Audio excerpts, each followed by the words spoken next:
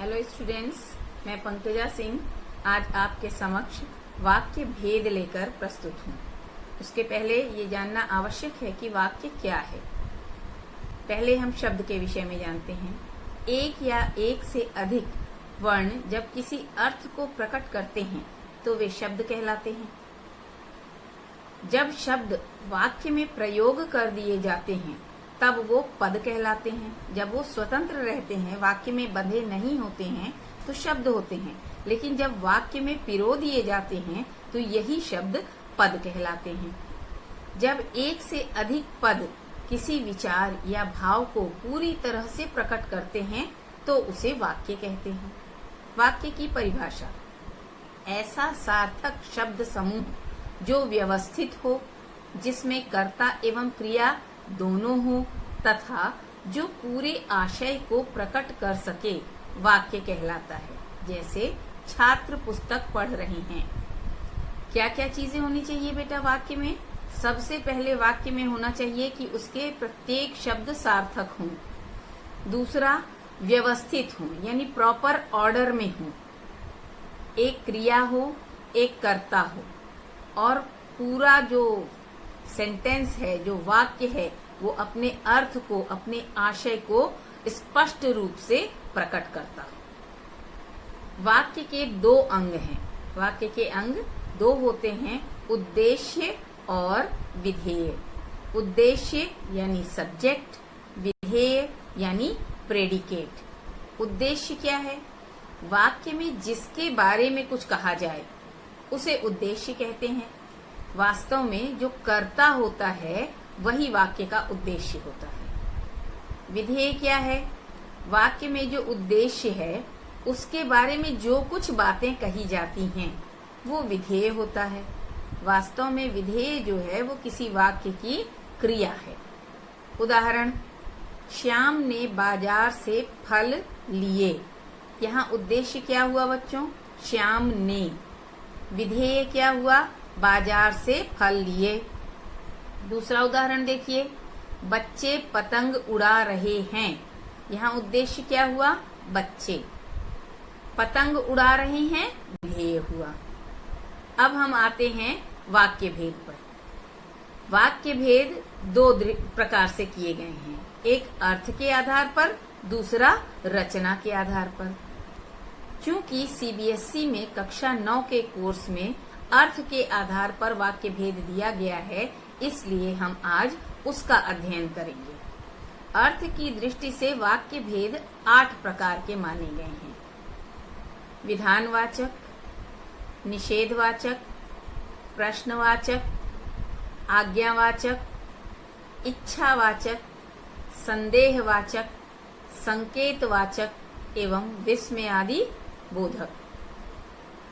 अर्थ की दृष्टि से वाक्य भेद एक एक का विस्तार से अध्ययन हम करेंगे।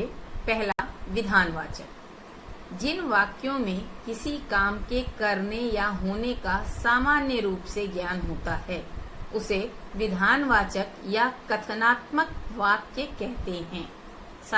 साधारण वाक्य है ये, जैसे आज विद्यालय में अवकाश है। दूसरा, निषेधवाचक।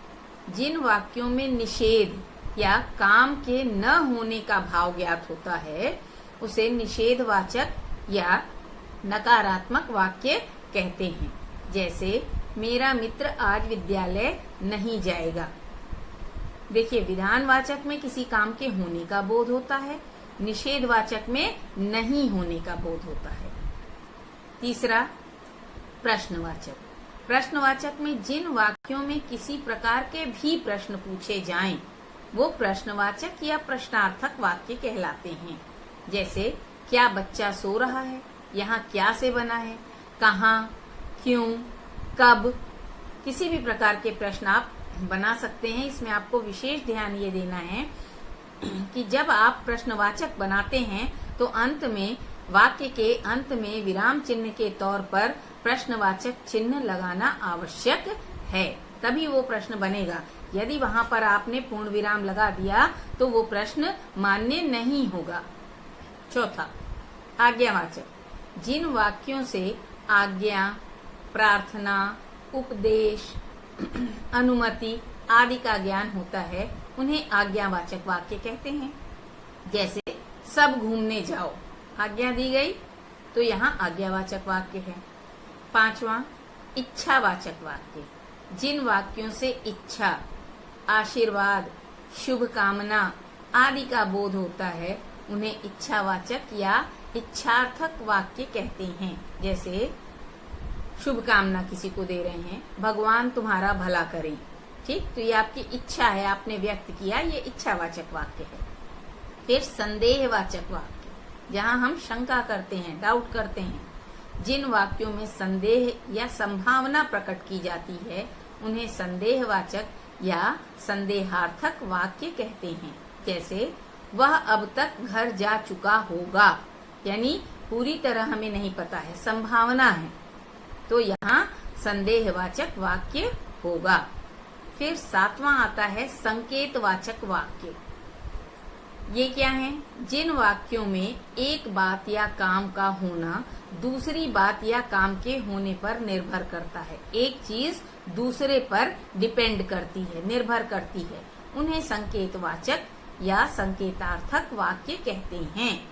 उदाहरण, यदि समय पर वर्षा होती तो खेत न सूखते। तो यहाँ पर क्या है?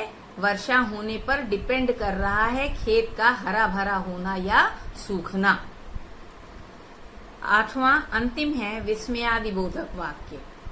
जिन वाक्यों से विस्मय, हर्ष, आश्चर्य, घृणा आदि का भाव प्रकट होता है उन्हें विस्मयादिबोधक या मनोवेगात्मक वाक्य कहते हैं। जैसे आहा कितना सुंदर पुष्प है, तो आहा के बाद यहाँ पर भी एक बात ध्यान देनी है कि विराम चिन्ह का बड़ा महत्व होता है। जब हम विस्मयादिबोधक वाक्य लिखेंगे तो आहा, अरे, ओह, इसके बाद हमें ये एक्सक्लेमेशन मार्क जो है विस्मयादिबोधक चिन्ह लगाना नितांत आवश्यक है। धन्यवाद।